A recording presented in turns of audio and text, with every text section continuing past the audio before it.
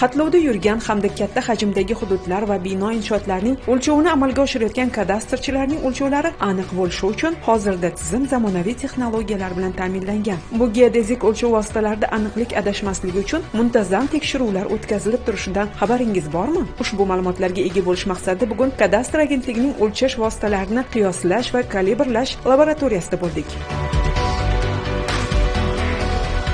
Geodezik o'lchov vositalarini metrologik ko'rikdan o'tkazish ularning aniqligi va ishonchliligini ta'minlashda muhim ahamiyatga ega. Hozirgi kunda 14 ta hududimizda tasdiqlangan reja grafiklar asosida har yili bir marotaba ushbu reja grafikka asosan viloyatlarimiz kelib o'zlariga tegishli geodezik o'lchov vositalarini metrologik davlat qiyoslaridan o'tkazib ketilinadi. Bu ko'rib turgan apparatlarimizdan davlat geodezik qiyoslovdan o'tkazilgandan so'ng sertifikatlar beriladi. Ushbu sertifikatlar asosida buyurtmachilarga xizmat ko'rsatiladi. Nazoratdan o'tmagan geodezik o'lchov vositalarimizni ishlatish hamda o'lchov jarayonlarida tatbiq qilish man etiladi. Belgilangan jadval asosida har bir kadastr uskunalarining metrologik tekshiruvdan o'tkazilishiga ko'ra natijalari maxsus hujjatlarda qayd etiladi va asbobga metrologik belgilar qo'yiladi. Bu belgilar uning tekshiruvdan o'tganligini va keyingi tekshiruv muddatini ko'rsatadi.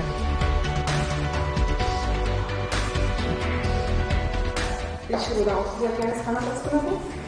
Bu uskunamiz elektron taxirometr deb nomlanib, kadastr agentligining tashkilotlari xususiy boshqarmalariga turli o'lchash ishlarini bajarish uchun foydalaniladi. Ya'ni uskunamiz avvalambor tozami, ya'ni hech qanday chang yoki linzalarda optik qismlarida chang yoki kir yig'ilmaganligi, keyingi navbatda demak uskunamizda shikastlanish yo'qligi va barcha dasturiy ta'minotlar va litsenziyasi faol ravishda aktiv holatda ekanligi tekshiriladi.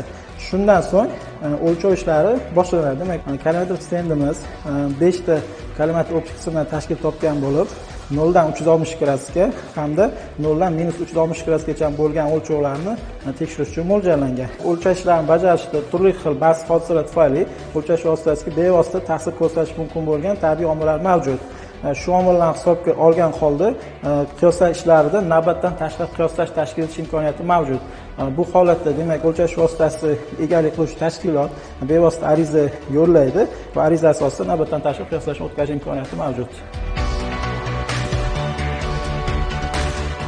O'z ishining ustasi bo'lgan laboratoriya xodimlari har bir o'lchov vositasining yaroqliligiga alohida e'tibor qaratishadi. Zero metrologik ko'rik geodezik o'lchov vositalarining aniq va ishonchli ishlashini ta'minlaydigan muhim jarayondir.